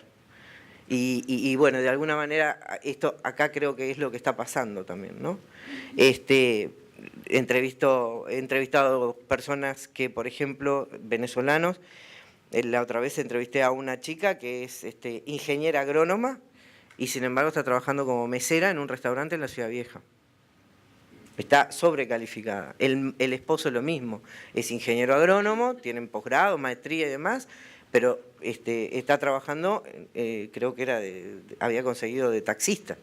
Entonces, digo, tenemos ese desbalance, digamos, pero, ¿no? Mi pregunta iba un poco más ¿están sustituyendo puestos de uruguayos? Están sustituyendo puestos, tal vez, de menor calidad, sí, de menor calificación, sí, porque, por lo que yo decía, de que los locales, de repente son tareas que no están dispuestos a hacer.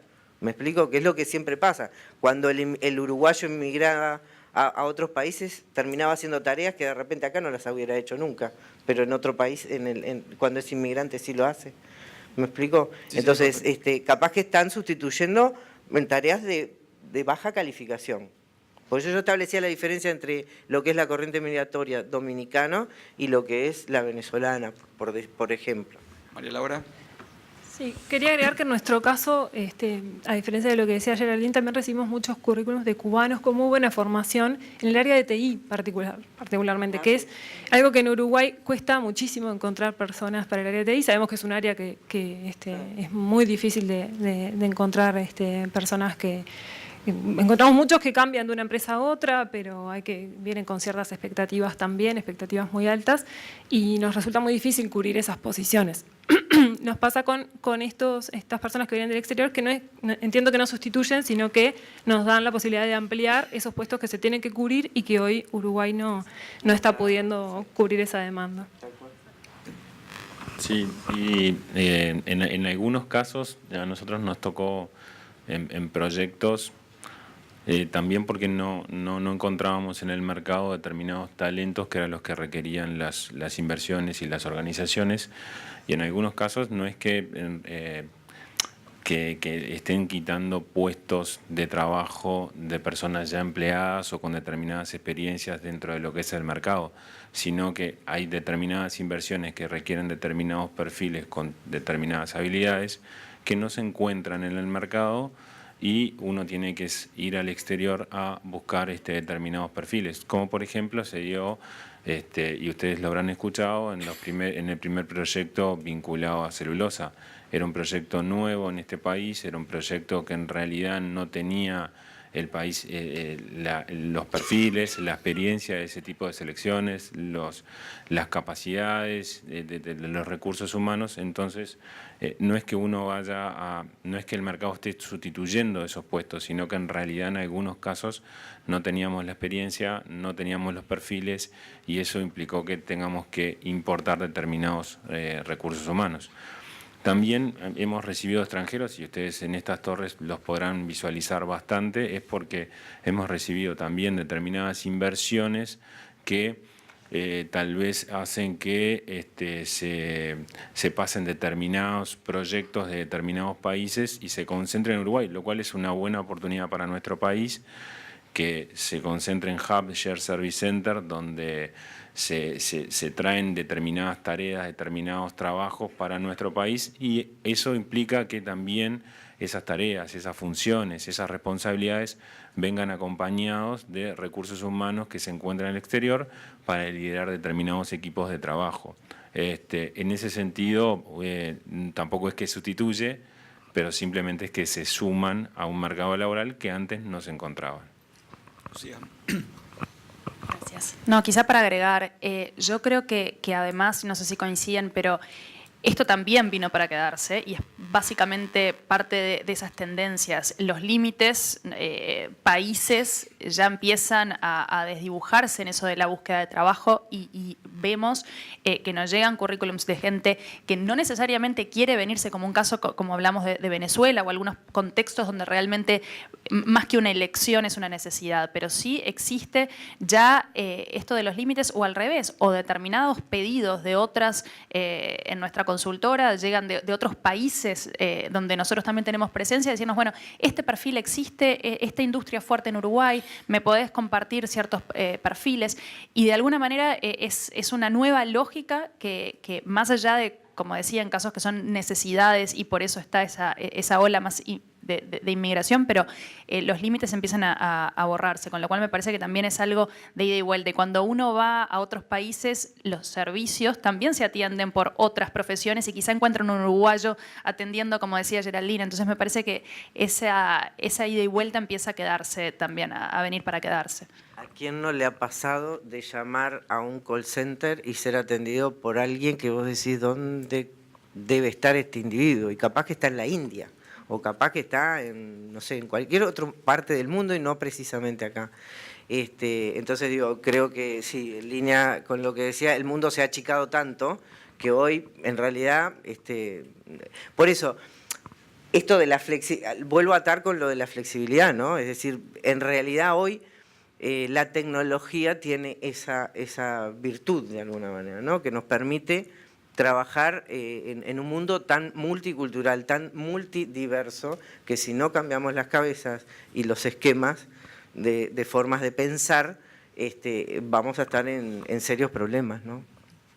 Les recuerdo que si quieren hacer alguna pregunta, tienen para escribirla y enviarla para acá al frente. Hoy presentamos la guía de discapacidad, ¿no? Vemos que es un tema por desconocimiento o por lo que sea, pero que es difícil para las empresas. Nosotros, por ejemplo, en la Secretaría estamos trabajando con Integra, que es una organización que está apoyando el tema de discapacidad, y hacemos Secretaría Inclusiva. ¿Cuál es la percepción de ustedes? Algunos sabemos que tienen programas específicos vinculados al tema de discapacidad e inclusión. ¿Cómo ven ustedes desde el lado de las empresas? ¿Cuáles son los principales elementos que quizás sean un factor para no contratar personas con discapacidad? O eventualmente los temores.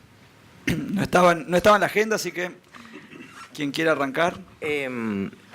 A ver, a nosotros yo creo que lo primero es empezar por el principio, y es las infraestructuras edilicias, que las más modernas, por suerte ahora ya, pero así están, pero las no tan modernas en realidad no están preparadas para, ¿sí?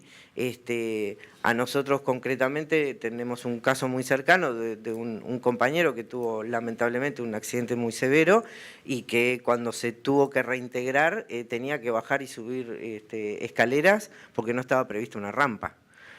Uno mismo dice, digo, bueno, el día que alguien se postule a una búsqueda y que venga en silla de ruedas, estamos en problemas. O alguien no vidente, tan básico como los ascensores con los números para no videntes. Entonces digo, creo que empezar por ahí, es decir, pensar que, porque creo que las empresas, cuando a uno le dicen tomar gente con capacidades diferentes, dicen, primero le da miedo, dicen, caramba, pero ¿qué pueden hacer? Y pueden hacer muchas cosas. Creo que hay un desconocimiento, creo que hay mucho para trabajar en esto. Esto de la guía me pareció fantástico. Y por otro lado es pero tengo que reorganizar mi estructura, mi infraestructura, tengo que preparar al equipo para que reciban y puedan interactuar con esas personas con capacidades diferentes. Entonces, me parece que tenemos que recorrer un camino todavía. Sí, yo en muchas cosas, hoy hablábamos antes de entrar, tengo una mirada muy positiva muchas veces de nuestro país y la cantidad de cosas que hacemos, y a veces somos bastante duros con nosotros. En este tema en particular me parece que todavía estamos lejos y hay mucho para hacer, tomando diversidad ¿no? Realmente, no solamente por discapacidades, sino también la diversidad en general. Yo creo que las organizaciones están empezando a ser más conscientes de la necesidad de incluir distintas miradas que tiene que ver con discapacidad, pero tiene que ver con diversidad en su concepto más amplio, y está empezando a estar en agenda las distintas miradas, el generar como ambientes donde la gente pueda opinar desde diferentes puntos de vista y demás. Sin embargo, me parece que es uno de aquellos aspectos que tenemos que aún trabajar muchísimo más y poner más en agenda, y coincido con Geraldine que a nivel edilicio, pero básicamente a nivel de educación, de educarnos a nosotros mismos en las organizaciones en las que estamos y en materia país, ¿no? y a nivel de la enseñanza para realmente generar prácticas y políticas que acompañen esa inclusión en su aspecto más amplio, ¿no? Yo quería comentar y ya preguntar también, porque a nosotros nos pasa que personas con discapacidad prácticamente no se postulan a los cargos, a las búsquedas que hacemos. Si les ha pasado a ustedes también, o las empresas que están presentes. Creo que eso también es la limitante que tiene la persona que sabe que va a ser difícil su inserción. Claro, y quizás en algún punto se autoexcluye. Creo que desde este punto de vista las empresas tienen mucho para hacer al momento de promocionar que ellos están trabajando en esto, que están trabajando desde lo edilicio, desde otros puntos de vista también, no solo desde la infraestructura, para incorporar personas con discapacidad en la organización. Entonces, creo que eso puede alentar a que las personas también empiecen a postularse y a que se empiece a dar esa dinámica. Políticas públicas también, ¿no? Cuando uno mira la región hay muchos países en donde por política pública es necesario un cierto porcentaje de trabajadores con ciertas discapacidades en la organización, y eso ha obligado a las organizaciones a generar programas que realmente tiendan a incluir, y eso ha generado que las personas se animen también a ser parte y a postularse, con lo cual yo creo que por allí es uno de los principios, ¿no? Para empezar a generar esa conciencia bueno, hay que hacer cosas en ese aspecto. Sí, yo creo que la actitud por parte de las empresas está, la conciencia está. Si uno lo habla con las distintas empresas, con los distintos clientes, nadie dice que no, al contrario, sino que están abiertos y demás, pero todavía no han dado ese paso de poder trabajar en consecuencia para poder incluir ese tipo, el público, incluir los perfiles, incluirlo dentro de los llamados, preparar a sus equipos, trabajar en todo lo que es la infraestructura. Sin lugar a duda, creo que todos compartimos que en realidad es ya para incluir, pero todavía estamos, como decía recién Lucía, son de las materias pendientes que en realidad a nivel empresarial tenemos que seguir trabajando, y cada vez más, para poder incluir y poder trabajar fuerte en ese tema.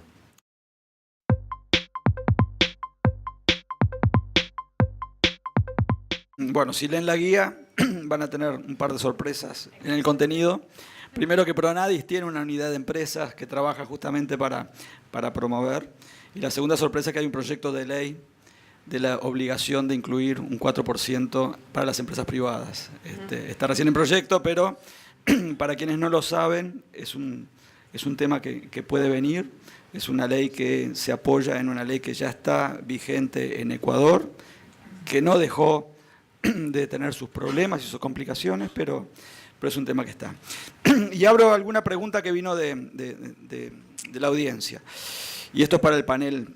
Sobre el tema de remuneración variable, ¿sí? Y la leo textual. ¿Cuáles serían los criterios más justos para aplicar un criterio de remuneración variable? ¿Cuáles son las ventajas para la empresa y las ventajas y los beneficios para los empleados? ¿Y qué dificultades ven ustedes para implementar justamente un proceso de estos? ¿Quién comienza?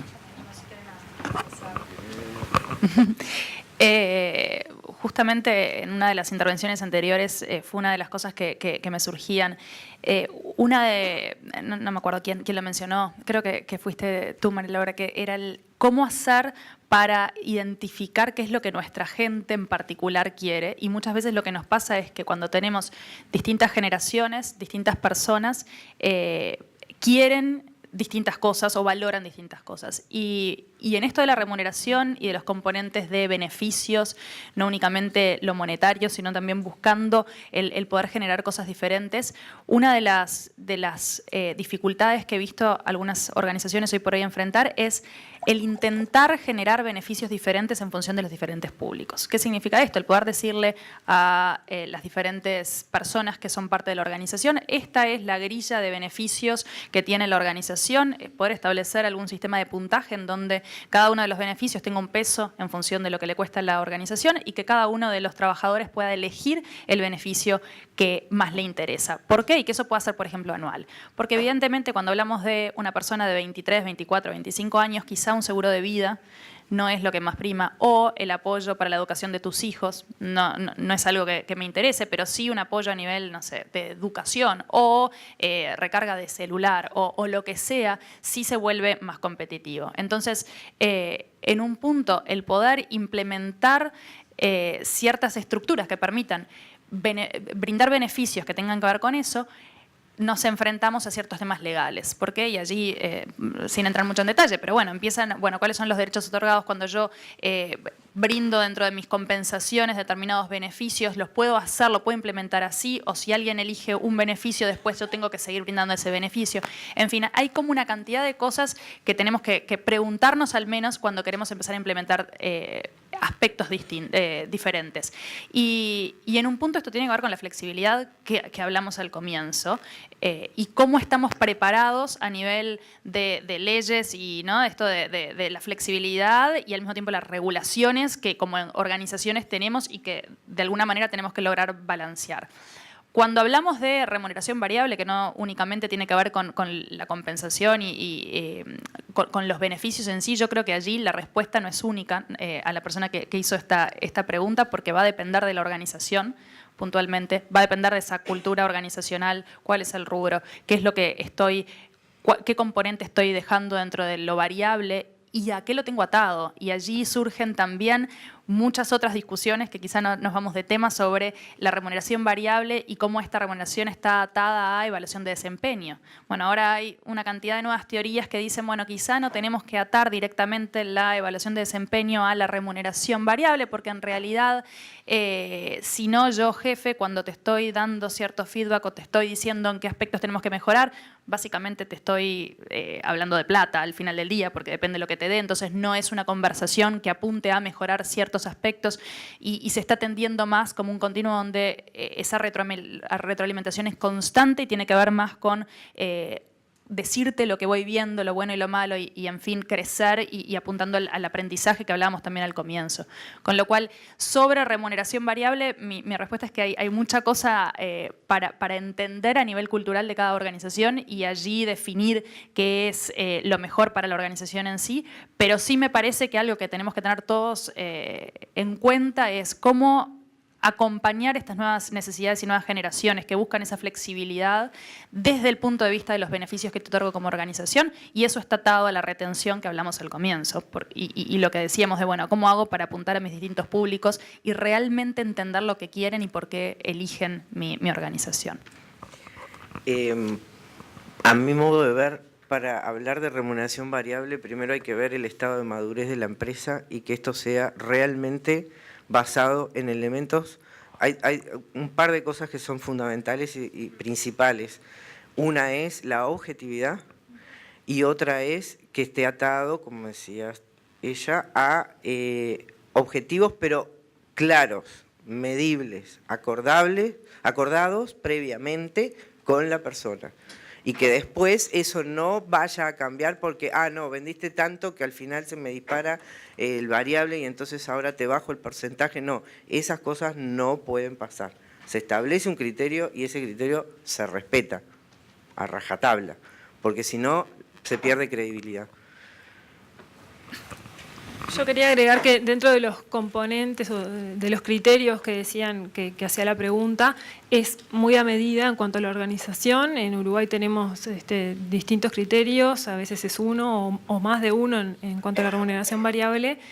Y lo que es importante en cuanto a remuneración variable en general es tener en cuenta esto de la cultura de la organización, pero también las posibilidades que tiene la empresa de después cumplir con esa remuneración variable que se acordó.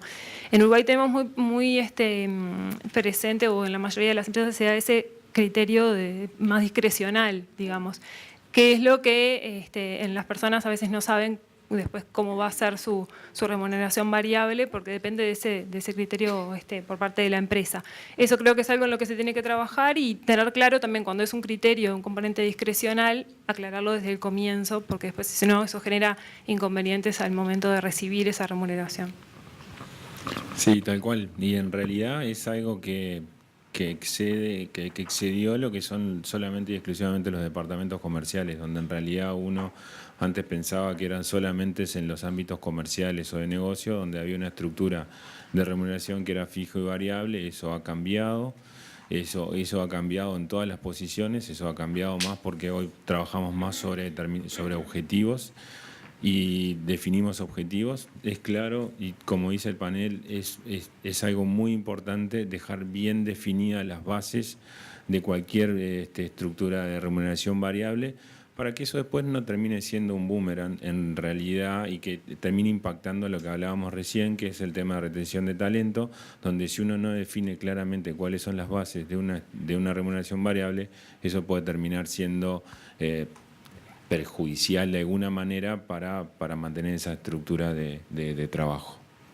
Muy bien. Bueno, hablamos de las empresas, hablamos de los trabajadores, hablamos de muchas cosas, no hablamos de los sindicatos. ¿Cuál es a ver, cómo lo ven? Porque, a ver, nosotros también, uno en la prensa ve que este tema de cultura del trabajo, la tecnología, no es ajena, es una realidad que están viviendo. Han hecho actividades vinculadas al tema. Pero también hay otra realidad que a veces quizás no es tan clara. ¿Cómo ven ustedes el rol de los sindicatos en todo este proceso de cambio?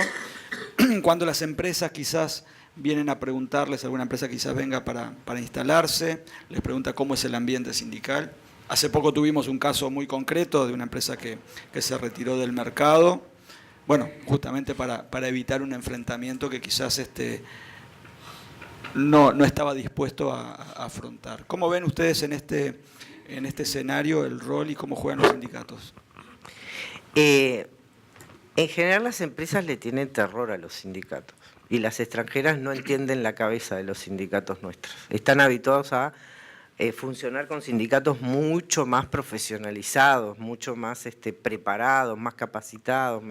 Entonces como que a veces no terminan de entender la lógica. Estoy hablando en este caso de los extranjeros. Los locales hemos recibido solicitudes de clientes que nos dicen: si logro contratar un gerente de recursos humanos que me elimine al sindicato, soy feliz. Y en realidad la respuesta nuestra siempre es: no lo vas a conseguir nunca. Por más excelente gerente de recursos humanos. Los sindicatos no son ni buenos ni malos en sí mismos, digo, son algo como la tecnología, son una realidad, hay que trabajar con ellos, junto a ellos, y entender la cabeza. Lo que me parece a mí es que creo que está empezando a haber como una tendencia a prepararse mejor, a tratar de acercarse las partes para hablar un lenguaje común, porque creo que ahí es donde está el tema, la comunicación. Unos hablan de una cosa y no se entienden, hay como ruidos, muchos ruidos, cuando capaz que en esencia están hablando de lo mismo, pero desde lugares distintos.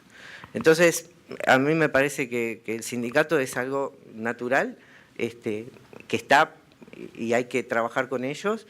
Lo que hay que tratar es de ver cómo nos acercamos de la mejor manera posible con los mejores resultados para todos, digamos, ¿no? Pero es cierto, sí, que en general la palabra sindicato es como que genera todo un problema, digamos, ¿no? Un temor. Y creo que es parte de eso, de que no se acercan, no se conocen. No sé si alguien quiere agregar. Sí, que conozco en Uruguay muchos casos de empresas donde tienen un muy buen diálogo con el sindicato y llegan a generar estas propuestas, ese intercambio permanente. Creo que esa es una situación que se construye con los años y de las dos partes, ¿no? Parte empresarios, parte del sindicato, pero que es la que va a aportar mucho más al negocio, sin duda. Requiere cambios por parte de los empresarios y por parte del sindicato, formación, pero también actitud. Entonces creo que es como una combinación de varios elementos por ese lado. Hoy, por ejemplo, yo ponía cuando en Argentina el Banco Central quiso cambiar a factura electrónica y el sindicato se opuso totalmente al punto que logró que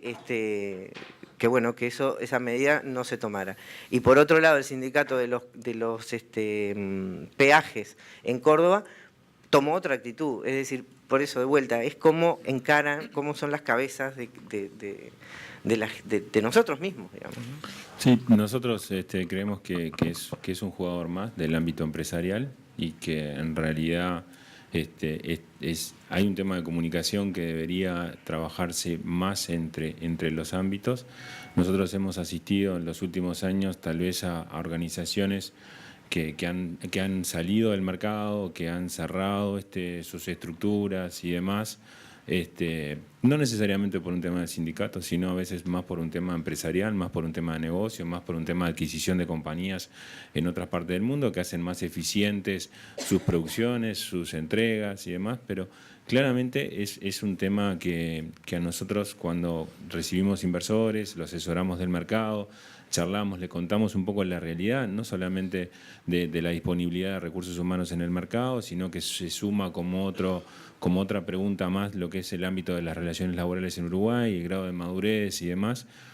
Ahí, y esto es una opinión personal, creo que en realidad se ha venido trabajando en pos de generar una mayor madurez en el tema, pero creo que queda un camino por recorrer en el cual el ámbito empresarial y el ámbito sindical pueda seguir trabajando con un foco más claro en el desarrollo de relaciones sustentables a largo plazo, en el desarrollo de entender que el negocio los ayuda a ambos, que uno no es enemigo del otro, sino que en realidad la complementariedad tiene que existir para que en realidad el proceso de trabajo continúe en el tiempo y que crezcan todos por igual.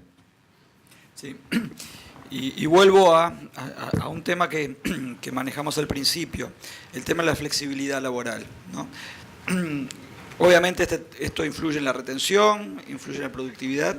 ¿Qué casos conocen de flexibilidad acá que de repente puedan servir como ejemplo? Nosotros la vez pasada estábamos en una empresa donde, bueno, estaban evaluando el tema de un día trabajar desde la casa, o sea, trabajar por objetivos, no tanto, un poco se mencionó hoy el tema del horario.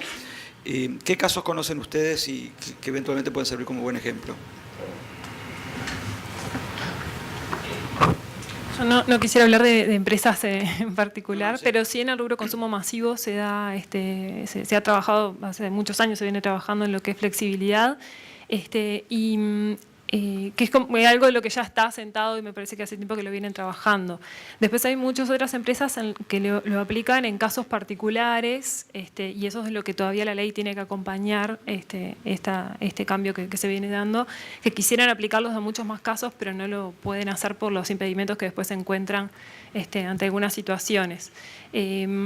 Creo que en esto hay un interés de muchas empresas por trabajar la flexibilidad en forma uniforme en toda la organización. Hay sectores que son más difíciles de implementar, sin dudas, y otros más fácil, pero conozco de casos que lo implementan desde trabajo desde la casa, mediodía libre, sobre todo los viernes. Y bueno, después otras iniciativas puntuales o casos puntuales de acuerdo a las necesidades de algunas personas en particular. Yo allí agregaría, cuando uno piensa en flexibilidad, yo creo que es no solamente para responder a las necesidades de los trabajadores que buscan esa flexibilidad como parte del valor agregado, sino también desde la organización. Hablamos hasta ahora de lo que es la tecnología y cómo en realidad el cambio es absolutamente constante, con lo cual como empresa o como organización, lo que hoy necesito no es lo que voy a necesitar mañana, o quizá hoy puntualmente necesito determinadas habilidades técnicas que no necesariamente las quiero en mi planilla o sentadas 8 horas de lunes a viernes en mi organización, porque no es a lo que estoy apuntando, no es redituable, con lo cual me parece que de alguna manera sí conocemos organizaciones donde empiezan a generar ciertos acuerdos con trabajadores distintos a los que hasta ahora tenían, socios estratégicos con los cuales para determinadas cosas en particular recurro y trabajo por proyecto, por contrato, o personas que al revés sí están en mi nómina de lunes a viernes 8 horas, pero no están sentadas ni siquiera en Uruguay, sino que trabajan desde Argentina o desde donde sea, porque la persona se fue acompañando un proyecto familiar y de todas maneras me sirve que esté allí porque el trabajo se puede acompañar así. Entonces yo creo que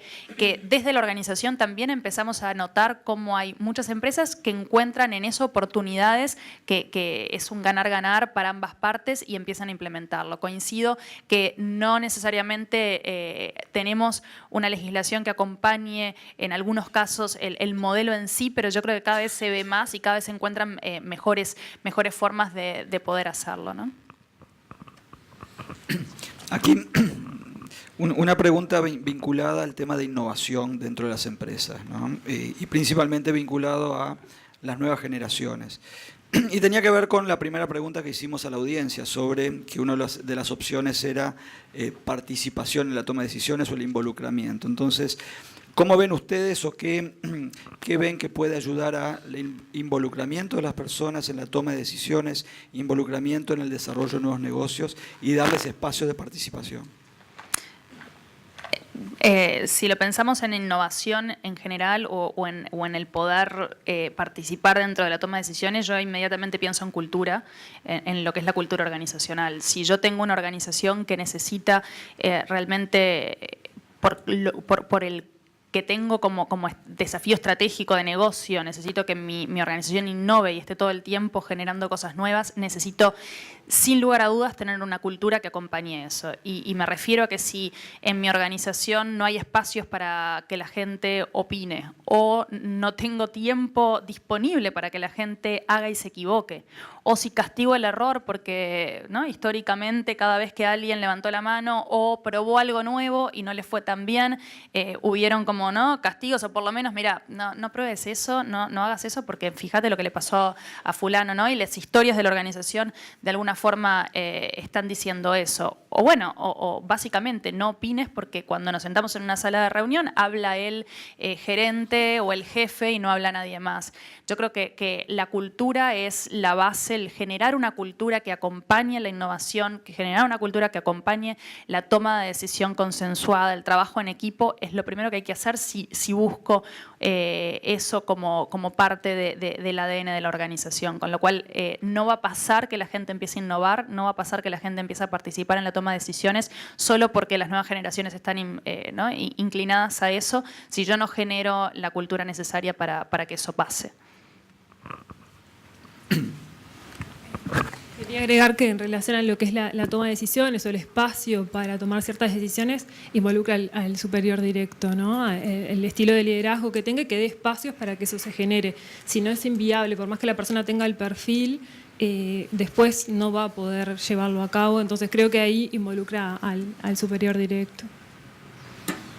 Sí, y algo más en realidad con respecto a las innovaciones también vinculado con la cultura organizacional es que hace la empresa después que, porque generalmente las empresas le piden a las personas ideas, innovar, qué cosas nuevas, cómo podemos hacer algo diferente, qué cosas en realidad tenemos para mejorar. Después que en realidad se generan esos ámbitos donde se les consulta a las personas, bueno, traer ideas, en qué podemos innovar, y trabajar fuertemente en el después, ¿no? Decir, bueno, mira, tomé tu idea, trabajé en esto, lo comuniqué, lo traté de llevar adelante, te involucré, comuniqué a todos los participantes, ser transparentes en eso para generar credibilidad en el largo plazo, de poder volver a pedirle a esa persona y poder generar esa cultura de innovación, de poder mantener en el tiempo. No, mira, cuando me plantean esto, porque realmente toman mi opinión, toman mi idea, toman mi trabajo y lo llevan adelante. Tal vez en realidad la idea que planteo o lo que realmente quise decir no se ajustó en este momento, pero me escucharon, me tomaron en cuenta, me siguieron, y eso es muy importante en materia de innovación, para que en realidad uno pueda promover o pueda generar esa semillita en las personas para que se mantengan en el largo plazo. Bien, vamos a ir cerrando. Abro sí la posibilidad de que si alguien tiene algún comentario o alguna consulta puntual, poder hacerla con el micrófono abierto. Bueno, si no, agradecerle a nuestros panelistas, agradecerles a ustedes que nos acompañaron, invitarlos sí para el 26 de octubre que estaremos realizando la 4ª conferencia de DERES sobre el tema de respeto, tercera conferencia de este mismo ciclo, y esta conferencia la podrán ver en Asuntos Públicos dentro de una semana, que ya estará colgada en la web. Muchas gracias.